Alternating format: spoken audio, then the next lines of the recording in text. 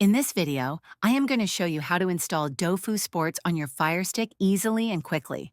First, turn on your Firestick and navigate to the home screen.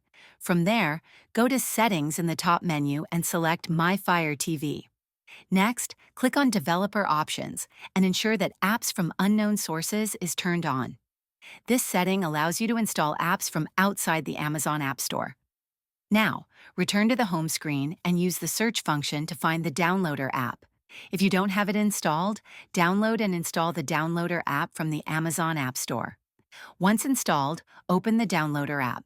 In the URL field, enter the link for the Dofu Sports APK file from a trusted source and click Go to start the download. After the download is complete, you will see an installation prompt.